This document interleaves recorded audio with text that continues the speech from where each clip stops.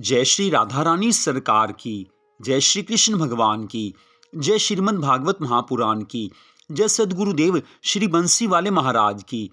श्रीमद् भागवत महापुराण के छठे स्कंद के अध्याय 7 से लेकर अध्याय 12 तक की कथा को आज हम आपको सुनाने जा रहे हैं। इन अध्यायों के नाम हैं देवगुरु बृहस्पति का इंद्र आदि देवताओं से रूठना, इंद्र के कवच का वर्णन, इंद्र द्वारा अपने पुरोहित विश्वरूप को मारना, इंद्र आदि देवताओं का दधीचि ऋषि के पास जाकर उनकी हड्डी मांगने का वृतांत, देवराज इंद्र और वृत्रासुर के युद्ध का वृतांत तथा दधीचि ऋषि की हड्डियों द्वारा निर्मित वज्र से वृत्रासुर का इंद्र द्वारा संहार करना।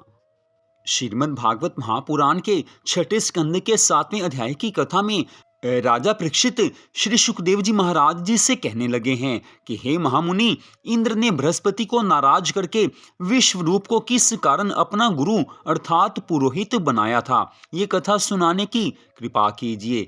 श्री सुखदेव जी महाराज कहने लगे हैं कि हे राजन, एक दिन इंद्र बड़े अहंकार से राजगद्दी पर बैठा हुआ था और उस समय बहुत से देवता, ऋषीश्वर, गंधर्व और किन्नर आदि उस सभा में वर्तमान थे। उसी समय देवगुरु बृहस्पति जी वहां पर आ गए। इंद्र सदा उनका मान सम्मान करके उन्हें अपनी गद्दी पर बैठाता था, परंतु उस दिन अभिमान में भरकर उसने देवगुरु बृहस्पति जी का सम्मान नहीं किया। इस कारण बृहस्पति जी रूठकर अपने घर चले गए। तब इंद्र ने बड़ा शोक करके कहा कि मुझसे आज बड़ी भूल हो गई, जो मैंने राज्य और धन के अहंकार में अपने गुरु का निरादर किया। जिनकी कृपा और आशीर्वाद से मुझे सुख प्राप्त हुआ है, उनके क्रोध करने से यह सब नष्ट हो जाएगा। इसलिए उनके पास चलकर विनती करके अपना अपराध क्षमा कराना चाहिए, जिससे मेरा कल्याण हो जाए। ऐसा विचार करके देवराज इंद्र उसी समय देवगुरु बृहस्पति जी के घर गए हैं। जब बृहस्पति जी ने अपने योग बल से ये जाना कि इंद्र यहाँ आए हैं, तब क्रोधवश उनसे भेंट करना उचित ना समझकर देवगुरु बृहस्पति जी अंतर ध्यान हुए हैं। जब इंद्र ने बृहस्पति जी को घर नहीं पाया, तब वहां से लौटकर निराश होकर अपने घर आ गए हैं। जब ये समाचार दैत्यों ने सुना, तब दैत्यों के राजा वृषपर्वा ने शुक्राचार्य जी की आज्ञा से अपनी सेना लेकर इंद्रपुरी को घेर लिया है। जब लड़ते समय देवताओं को बृहस्पति जी के रूठ जाने के कारण दैत्यों से हार मालूम हुई, तब उन्होंने ब्रह्मा जी के पास आकर सब वृतांत सुनाया है। ब्रह्मा जी कहने लगे कि तुमसे ये बड़ा भारी अपराध हुआ है, जो अपने पुरोहित बृहस्पति जी का अपमान किया। अब तुम्हारा कल्याण इसी में है कि जो त्वष्टा नामक ब्राह्मण का विश्वरूप नामक पुत्र बड़ा तपस्वी और ज्ञानी है, उसे तुम अपना पुरोहित बना लो, तो तुम्हारा बड़ा ही हित होगा। ये वचन सुनते ही इंद्र ने त्वष्टा के पास जाकर हाथ जोड़कर विनय करते हुए कहा है कि हे महाराज, मैं आपके पास भिक्षा मांगने आया हूँ, सो आप दयालु होकर मेरे पुरोहित बन जाइए और ऐसा प्रयत्न कीजिए जिससे हमारा राज्य स्थिर बना रहे। देवराज इंद्र के इन वचनों को सुनकर त्वष्टा ब्राह्मण ने उत्तर दिया है कि पुरोहित बनने से तपोबल घट जाता है, परंतु तुम बहुत विनती करते हो, इसलिए मेरा पुत्र विश्वरूप तुम्हारा पुरोहित बनकर तुम्हारी सहायता करेगा। विश्वरूप ने अपने पिता की आज्ञानुसार पुरोहित बनकर ऐसा प्रयत्न किया कि भगवान की इच्छा से इंद्र वृषपर्वा को युद्ध में जीतकर अपने इंद्रासन पर विराजमान हो गया। तत्पश्चात 8वें अध्याय में परीक्षित जी महाराज श्री सुखदेव जी महाराज जी से कहने लगे हैं कि हे महामुनि, विश्वरूप की थोड़ी सी कृपा करने से इंद्र ने किस प्रकार दैत्यों को जीतकर अपना राज्य स्थिर रखा। श्री सुखदेव जी महाराज कहने लगे हैं कि हे राजन, विश्वरूप ने इंद्र को ऐसा नारायण कवच सिखला दिया कि जिस कवच को लिखकर भुजाओं पर बांधने से किसी शस्त्र का कुछ असर नहीं होता था। जिस समय किसी मनुष्य को कुछ भय लगता हो, उस समय हाथ पांव धोकर आचमन करके उत्तर दिशा को मुंह करके बैठ जाए और 8 अक्षर के मंत्र से अंग न्यास और कर न्यास करके 12 अक्षर का मंत्र पढ़कर नारायण कवच का इस तरह पाठ करे। जल में मत्स्य अवतार भगवान मेरी रक्षा करें, पाताल में वामन भगवान मेरी रक्षा करें, जहाँ पर किला और जंगल हैं वहाँ श्री नरसिंह भगवान मेरी रक्षा करें, विदेश में तथा पर्वतों पर भगवान श्री राम जी मेरी रक्षा करें। योग मार्ग में दत्तात्रेय जी मेरी रक्षा करें। देवताओं के अपराध से सनत कुमार जी मेरी रक्षा करें। पूजा के विघ्न में देवऋषि नारद जी सहायक हों। कुपथ्य से धन्वंतरी वैद्य मेरी रक्षा करें।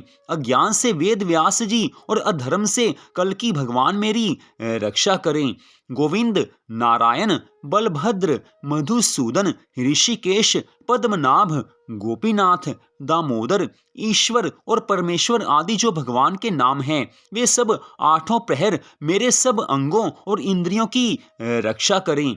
वैकुंठनाथ भगवान के शंख, चक्र, गदा, पद्म और गरुड़ जी अनेक भयों से मेरी रक्षा करें। हे राजन, यही नारायण कवच विश्व रूप ने इंद्र को बताकर कहा था कि हे इंद्र, इस नारायण कवच को धारण करने वाले मनुष्य का सब भय नष्ट हो जाता है। यही कवच पढ़कर गरुड़ जी वैकुंठनाथ भगवान को अपने ऊपर बैठाकर उड़ते हैं, जिनके प्रताप से उन्हें कोई जीत नहीं सकता। अतः हे राजन, जो मनुष्य इस नारायण कवच को पढ़ेगा, इसका पाठ करेगा, उसके सामने युद्ध में कोई भी नहीं ठहर सकता। तो इस प्रकार इस अध्याय में नारायण कवच का वर्णन आता है, जिसके बारे में श्री सुखदेव जी महाराज जी ने राजा परीक्षित से ये सब कुछ कथा सुनाई है। वैसे श्री नारायण कवच की इतनी अधिक महिमा है कि जो कोई इसका पाठ करके किसी भी कार्य के लिए जाता है, उसे विजय प्राप्त होती है। तो यहाँ इस कथा में तो इसका संक्षेप में वर्णन दिया गया है, लेकिन अगर आप पूरे विधि विधान से श्री नारायण कवच का पाठ करना चाहते हैं तो आप बाजार से श्री नारायण कवच छोटा सा ग्रंथ है, उससे लेकर आ सकते हैं। उसका प्रतिदिन आप पाठ करेंगे तो भगवान की अनंत कृपा मिलती है। तत्पश्चात 9वें अध्याय में श्री सुखदेव जी महाराज राजा परीक्षित से कहने लगे हैं कि हे राजन, विश्व रूप के 3 मुख थे। एक मुख से वे सोमवल्ली लता का रस निकालकर यज्ञ में पीते थे, दूसरे मुख से मदिरा पीते थे और तीसरे मुख से अन्न आदि का भोजन करते थे। इंद्र ने कुछ दिनों के बाद विश्वरूप से कहा कि मैं आपकी कृपा से यज्ञ करना चाहता हूँ। जब विश्वरूप की आज्ञानुसार यज्ञ आरंभ हुआ, तब एक दिन किसी दैत्य ने विश्वरूप के पास जाकर कहा कि तुम्हारी माता दैत्य की कन्या है, इसलिए आप हमारे कल्याण के निमित्त एक आहुति दैत्यों के नाम पर भी यज्ञ में दे दिया करें तो अच्छी बात होगी। विश्वरूप उस दैत्य का कहना मानकर यज्ञ में आहुति देते समय दैत्यों का नाम भी धीरे से लेने लगा। इसी कारण देवताओं का तेज यज्ञ करने से नहीं बढ़ा। इंद्र ने जब ये जाना तो क्रोधित होकर विश्वरूप के 3 सिर काट डाले हैं। अतः मद्यपान करने वाला सिर भमरा, सोमवल्ली पीने वाला कबूतर और अन्न खाने वाला सिर तीतर पक्षी होकर संसार में उत्पन्न हुए हैं। विश्वरूप के मरते ही इंद्र का स्वरूप ब्रह्म हत्या के घेर लेने से बदल गया, क्योंकि विश्वरूप ब्राह्मण था। जब देवताओं के वर्ष दिन तक पुरस्चन करने पर भी ब्रह्म हत्या का ये महापाप नहीं छूटा, तब इंद्र आदि देवताओं के विनती करने से ब्रह्मा जी ने उस ब्रह्म हत्या के 4 भाग करके एक भाग पृथ्वी को दिया। इसी कारण कहीं कहीं भूमि ऊसर होती है, वहां पूजा पाठ नहीं करना चाहिए। और पृथ्वी को ये वरदान दिया कि जहां गड्ढा होगा कुछ दिनों में वह स्वयं ही भर जाएगा। दूसरा भाग वृक्षों को दिया, जिसमें कोई कोई वृक्ष गोंद और लाही लगाकर सूख जाते हैं। गूगल के अलावा अन्य सब गोंदों को अशुद्ध समझना चाहिए। और वृक्षों को ये वरदान दिया है कि वृक्ष काट डालने पर भी जड़ बनी रहने से पुनः हरा भरा हो जाएगा। तीसरा भाग स्त्रियों को दिया है। इसी कारण स्त्रियां हर महीने रजस्वला होकर पहले दिन चांडालिनी, दूसरे दिन ब्रह्मघातिनी, तीसरे दिन धोबिन के समान रहकर चौथे दिन पवित्र होती हैं। उन्हें ये वरदान दिया कि उनका कामदेव सदा जागृत रहेगा। इसी कारण स्त्री गर्भवती होने पर भी कामासक्त रहती है। चौथा भाग जल को दिया, जिससे पानी पर काई, फेन और बुलबुले आदि होते हैं। जल को ये वरदान दिया है कि जिस वस्तु में पानी डाल दिया वह अधिक हो जाएगा। और इधर जब त्वष्टा को विश्वरूप के मारे जाने का समाचार मिला, तब उसने बड़ा क्रोध करके ऐसा मंत्र पढ़ करके हवन किया कि जिससे इंद्र को मारने वाला एक पुरुष उत्पन्न हो जाए। जिसकी रक्षा भगवान करते हैं उसे कोई मार नहीं सकता है। आज भगवान की इच्छा से मां सरस्वती ने उस मंत्र का अर्थ इस तरह उलट दिया कि इंद्र के हाथ से वो मारा जाए। हवन संपूर्ण हुआ है और उसके पश्चात अग्नि कुंड से एक अति बलवान दैत्य पर्वत के समान कलावर्ण गदा तथा हाथ में खड्ग लिए हुए निकला। जितनी दूर तक एक तीर जाता है उतना शरीर उस दैत्य का प्रतिदिन बढ़ता था। इसी कारण त्वष्टा ने उसका नाम वृत्रासुर रखा है और उसे आज्ञा दी है कि इंद्र ने तेरे भाई को मारा है, सो तू जाकर अपने भाई का बदला ले। ये बात त्वष्टा ब्राह्मण के मुख से निकलते ही वृत्रासुर ने एक क्षण में ही इंद्र के पास जाकर इंद्र को ललकारा है। उसका भयानक रूप देखकर और ललकार सुनकर सब देवता घबराने लगे हैं। वृत्रासुर ने चाहा कि इंद्र को मुंह में डालकर निगल जाऊं। उस समय इंद्र आदि सब देवताओं ने उसके सामने आकर अपने अपने अस्त्र शस्त्र उस पर चलाए हैं। जब वृत्रासुर ने उनके सब अस्त्र शस्त्र निगल लिए तब इंद्र देवताओं सहित वहां से भाग गए और श्री नारायण भगवान की शरण में आए हैं। इंद्र ने भगवान से प्रार्थना की है कि हे प्रभु, मैं आपकी शरण में आया हूं, मेरे प्राण इस दैत्य के हाथ से आप बचाइए, क्योंकि इस समय आप ही हमारी रक्षा कर सकते हैं। हम लोगों के किए कुछ नहीं हो सकता। मेरे प्राण आप बचाइए, मैं आपकी शरण में हूँ। हे भगवान, हे दीनानाथ, सब देवता और मानव आपके ही द्वारा निर्मित हैं। वृत्रासुर के मारने हेतु कोई प्रयत्न कीजिए, नहीं तो वह देवताओं तथा मनुष्य आदि सब प्राणियों को मार देगा। हे प्रभु, हम सब लोग आपके भक्त होते हुए इतने अधिक दुखी हैं कि वृत्रासुर के भय के कारण चैन से नींद भी नहीं आती। अपने अपने समय पर आपकी कृपा से सब बढ़ते हैं। इस समय देवताओं को बढ़ाना चाहिए, लेकिन इसके विपरीत इस समय वृत्रासुर बढ़ा हुआ है। हमें अति दीन दुखी समझकर दया कीजिए। आज देवराज इंद्र के इन वचनों को सुनकर श्री नारायण भगवान कहने लगे हैं कि हे इंद्र, तूने अज्ञानवश ब्राह्मण को मारा था, उसी का परिणाम तुम्हें मिला है। वृत्रासुर के शरीर पर तुम्हारा कोई भी अस्त्र शस्त्र असर नहीं कर सकता है। इस कारण तुम लोग महर्षि दधीचि की हड्डी, जिसने की अत्यंत तपस्या की है, मांग कर उस हड्डी का वज्र बनाओ, तो उस तपस्या के प्रभाव से वह वज्र वृत्रासुर के शरीर को नष्ट कर देगा। इतना समझाकर श्री नारायण भगवान अंतर ध्यान हुए हैं। तत्पश्चात 10वें अध्याय में श्री सुखदेव जी महाराज आगे की कथा का वर्णन करते हुए कहने लगे हैं कि हे राजा परीक्षित, श्री नारायण भगवान के ऐसे वचन सुनते ही देवराज इंद्र, ब्रह्मा जी आदि सब देवताओं के सहित दधीचि ऋषि के आश्रम पर आए हैं। दंडवत प्रणाम की है, प्रार्थना करने लगे हैं कि हे ऋषिवर, हम सब देवता लोग आपसे भिक्षा मांगने आए हैं। ऋषि कहने लगे हैं कि हे देवगणों, कहिए हमारे योग्य क्या सेवा है। देवगण कहने लगे हैं कि हे ऋषिवर, हम लोग अपने कल्याण के हेतु आपके शरीर की हड्डी लेने आए हैं। ऐसे वचन सुनकर आज दधीचि ऋषि ने कहा है कि हे देवराज, तुम अपने मन में विचार करके देखो कि जरा सी पीड़ा होने से कितना कष्ट होता है। अतः तुम्हें अपने शरीर के समान ही दूसरे का शरीर भी जानना चाहिए। जिस प्रकार सब लोग अपना शरीर प्रिय जानकर उसको आराम देते हैं, उसे मोटा करने के लिए बहुत से उपाय करते हैं, उसी प्रकार मुझे भी अपना शरीर प्रिय है। अतः मेरे लिए ऐसे असहाय कष्ट देने क्यों आए हो। इंद्र ने उत्तर देते हुए कहा है कि आपने सच बात कही है, परंतु मैं तो श्री नारायण भगवान की आज्ञा लेकर आपकी हड्डी मांगने आया हूँ।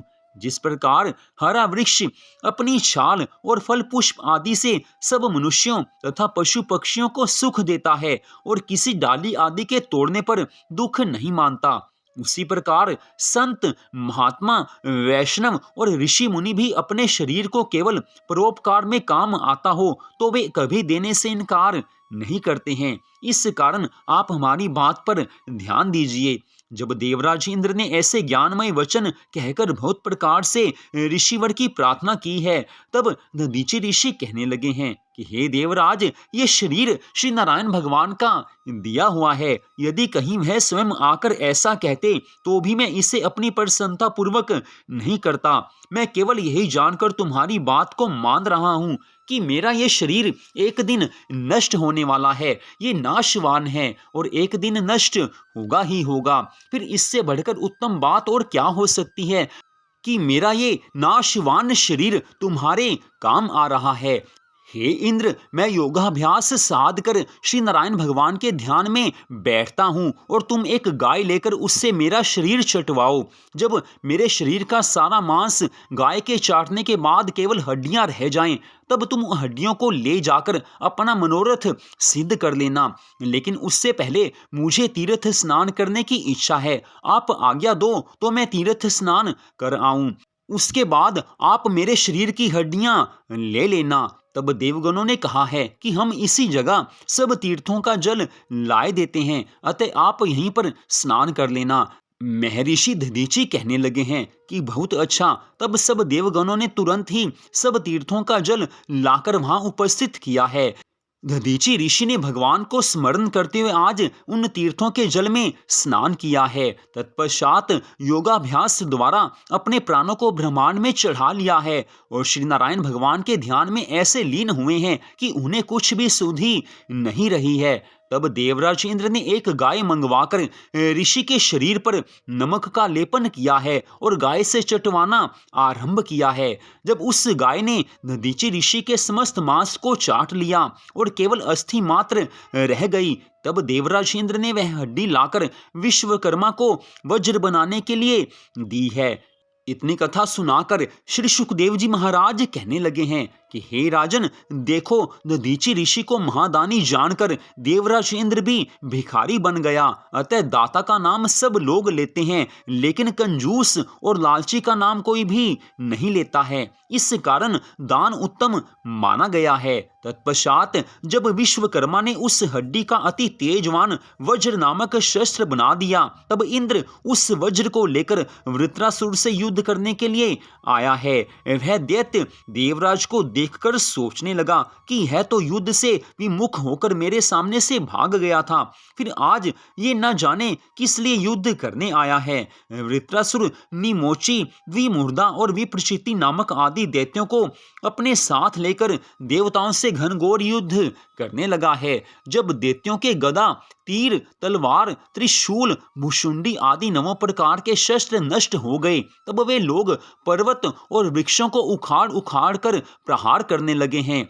परंतु भगवान की कृपा से देवताओं ने सब दैत्यों को मार मार कर भगा दिया है। जब वृत्रासुर के योद्धा हार मानकर भागे और देवताओं ने उनको पीछे से खदेड़ा, तब वृत्रासुर ने दैत्यों को युद्ध से भागते देखकर कहा है कि तुम लोग युद्ध से विमुख होकर ना भागो, क्योंकि अंत में तो एक दिन सबको अवश्य मरना ही है।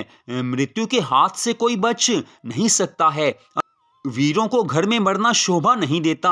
तुम युद्ध भूमि में आकर युद्ध करो। मृत्यु होगी तो भगवान को प्राप्त करोगे। मृत्यु 2 प्रकार की उत्तम होती है, एक योगाभ्यास द्वारा शरीर का त्याग करना और दूसरी युद्ध में शत्रु के सामने मरना। अतः तुम लोग वापिस लौटकर युद्ध करो, क्योंकि युद्ध से भागने में कल्याण नहीं होता है। वृत्रासुर ज्ञानी है तो अभी इतने ज्ञान भरे वचन कह रहा है।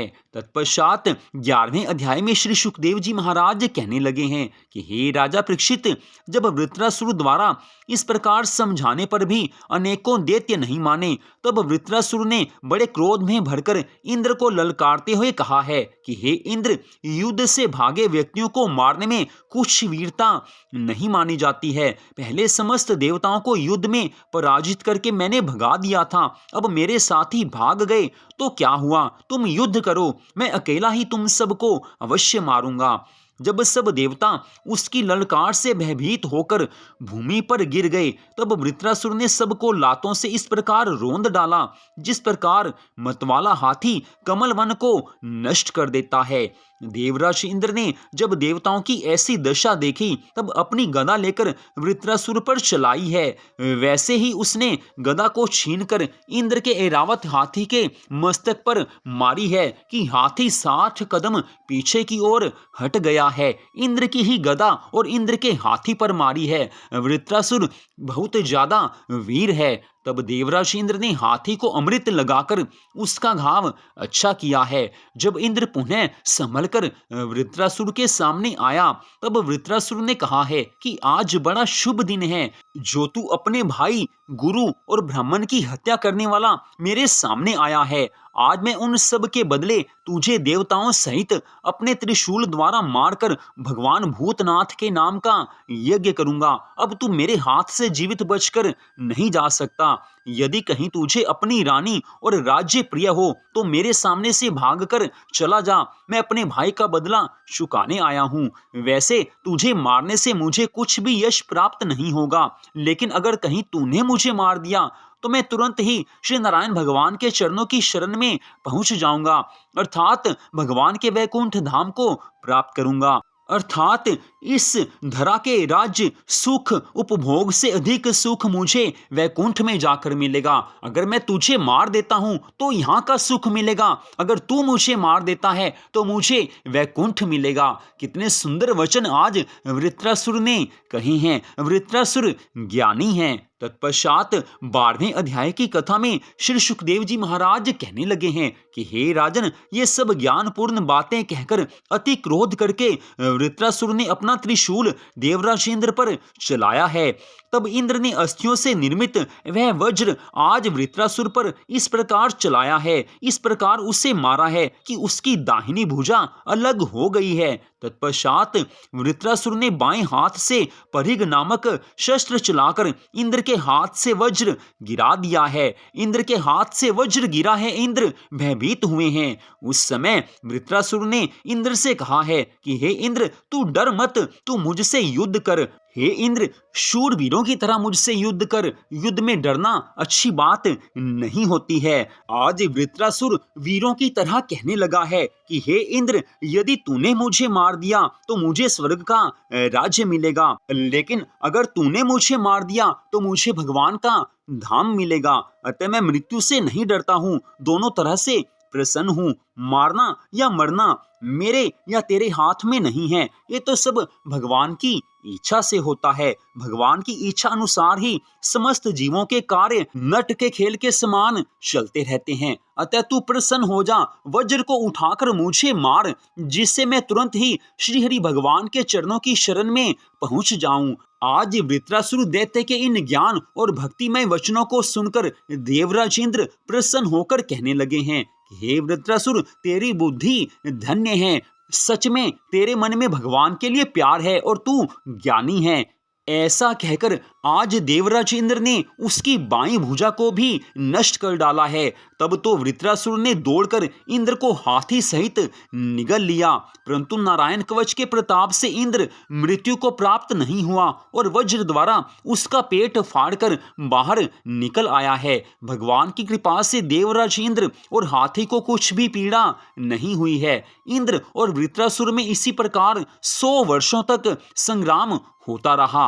100 वर्षों तक उनका युद्ध होता रहा। तत्पश्चात देवराज इंद्र ने वृत्रासुर का वध कर दिया है। उस समय उसके शरीर से एक प्रकाश रूप तेज निकलकर भगवान के पास चला आया है। तब उसकी मृत्यु होने से सब देवता प्रसन्न हुए हैं, लेकिन देवराज इंद्र बिल्कुल भी प्रसन्न नहीं हुए हैं। अब देवराज इंद्र प्रसन्न क्यों नहीं हुए? उनका शत्रु तो मारा गया, लेकिन देवराज इंद्र प्रसन्न क्यों नहीं है, ये कथा अगले अध्याय में आएगी। तो आज की इस परम सुंदर कथा को आपने सुना, आप सबका हार्दिक धन्यवाद। इस कथा में स्पष्ट बताया गया है कि ज्ञान तो किसी को भी हो सकता है, चाहे वो राक्षस हो, चाहे वो दैत्य हो, चाहे वो मनुष्य हो, चाहे वो देवता हो।